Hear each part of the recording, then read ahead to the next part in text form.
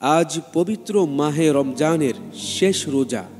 রোজা মুখে দিনে অথবা রাতে ছোট্ট এই দোয়াটি শুধুমাত্র একবার পাঠ করলেই আল্লাহ রব্বুল আলামিন সারা জীবনের গুনাহগুলোকে মাফ করে দিবেন।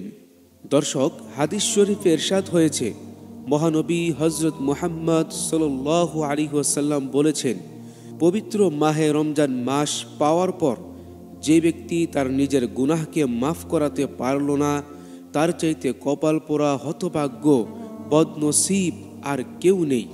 এমনকি তিনি ওই ব্যক্তির জন্য ধ্বংসের দোয়া করেছেন। নাউজুবিল্লাহ।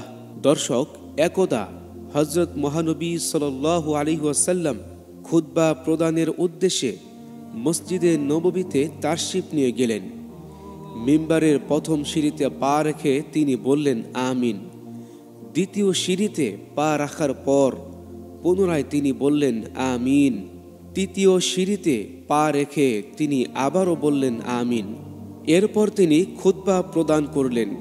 খুতবা শেষে মিম্বার থেকে নেমে আসার পর সাহাবে কেরাম জিজ্ঞাসা করলেন, হে আল্লাহর রাসূল, আজ আপনি মিম্বারে আরোহণ কালে কোনো দোয়া করা ছাড়াই ৩ বার আমিন বলেছেন, এর কারণ কি?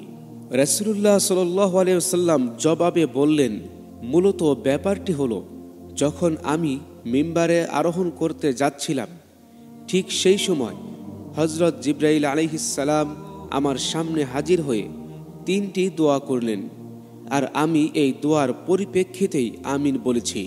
প্রকৃত অর্থে এগুলো দোয়া ছিল না, বরং এগুলো ছিল বদদোয়া। দর্শক, এখন আপনি চিন্তা করুন, মসজিদে নববীর মতো পবিত্র স্থান, আবার সম্ভবত জুমার দিন, তারপর খুতবা প্রদানের সময় যখন দোয়া কবুল হওয়ার সময়, দোয়াকারী হলেন আল্লাহ তাআলার সর্বশ্রেষ্ঠ ফেরেশতা হযরত জিবরাইল আলাইহিস সালাম, আর আমিন বলেছেন স্বয়ং হযরত রাসূল আকরাম সাল্লাল্লাহু আলাইহি ওয়াসাল্লাম। দর্শক, এখানের লক্ষণীয় বিষয় হচ্ছে, কোনো দোয়া গৃহীত হওয়ার জন্য এর চেয়ে বেশি গ্যারান্টি আর কি হতে পারে? যাতে এত সব বিষয়ের সমন্বয় ঘটেছে, সে দোয়া নিশ্চয়ই বিফলে যাওয়ার নয়।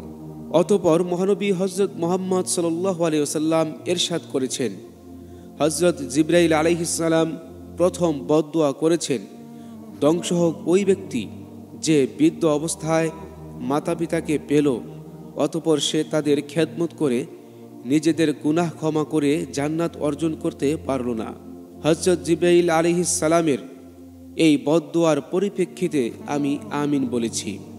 এরপর হযরত জিবরাইল আলাইহিস সালাম দ্বিতীয় বদদোয়া করেছিলেন, ধ্বংস হোক ওই ব্যক্তির যে পুরো রমজান মাস পাওয়া সত্ত্বেও নিজের গুনাহ ক্ষমা করাতে সক্ষম হল না।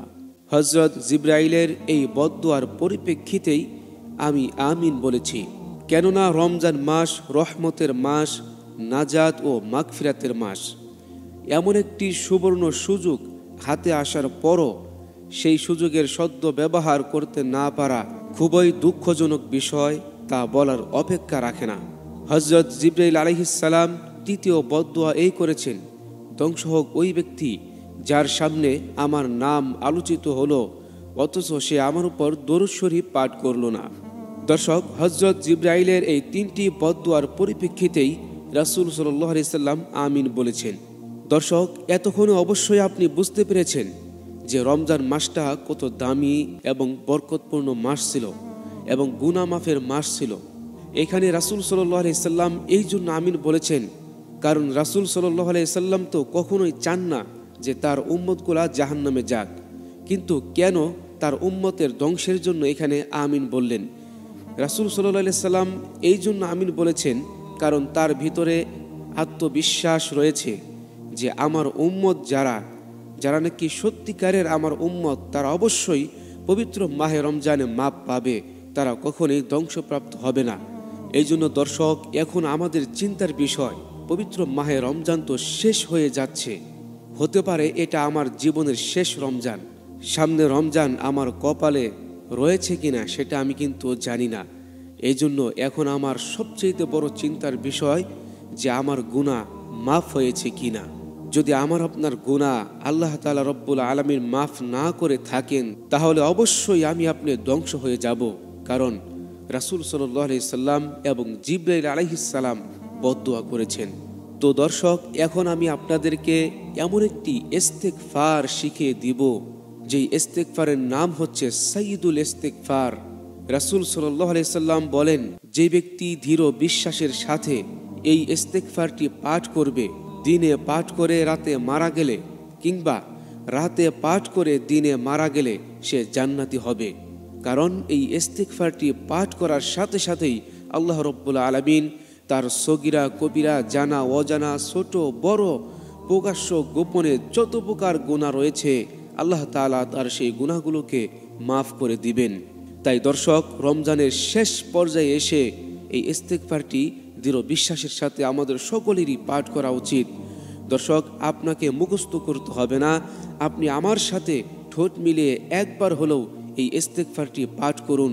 হতে পারে এই ইস্তেগফারের উসিলা করিয়া, আজ শেষ রোজার উসিলা করিয়া আল্লাহ রাব্বুল আলামিন আমাদের সকলকে অবশ্যই মাফ করে দিবেন। আসুন ইস্তেগফারটি পাঠ করে নেই। আল্লাহুম্মা আনতা রব্বি লা ইলাহা ইল্লা আনতা খলাকতানি ওয়া আনা আবদুকা ওয়া আনা আলা আহদিকা ওয়া ওয়া'দিকা মাসতাতা'তু আউযু বিকা মিন শাররি মা সানা'তু আবুউ লাকা বিনি'মাতিকা আলাইয়া ওয়া আবুউ বিযামবি ফাগফির লি ফাইন্নাহু লা ইয়াগফিরুয যুনুবা ইল্লা আনতা। অর্থ, হে আল্লাহ, তুমি আমার পালনকর্তা, তুমি ব্যতীত কোনো উপাস্য নেই, তুমি আমাকে সৃষ্টি করেছ, আমি তোমার দাস, আমি আমার সাধ্যমতো তোমার নিকটে দেওয়া অঙ্গীকারে ও প্রতিশ্রুতিতে দৃঢ় আছি। আমি আমার কৃতকর্মের অনিষ্ট হতে তোমার নিকটে আশ্রয় প্রার্থনা করছি। আমি আমার উপরে তোমার দেওয়া অনুগ্রহকে স্বীকার করছি এবং আমি আমার গুনাহের স্বীকৃতি দিচ্ছি। অতএব তুমি আমাকে ক্ষমা করো, কেননা তুমি ব্যতীত পাপসমূহ ক্ষমা করার আর কেউ নেই। দর্শক, সহিহ বুখারী হাদিস নং 105 এবং মিশকাত শরীফ হাদিস নং 2335। আল্লাহ রাব্বুল আলামিন পবিত্র মাহে রমজানের শেষ প্রান্তে আমাদের সকলকে যেন মাফ করে তার নৈকট্য বান্দাদের দলভুক্ত করেন, সেই জন্য আমরা সকলেই পড়ি আমিন।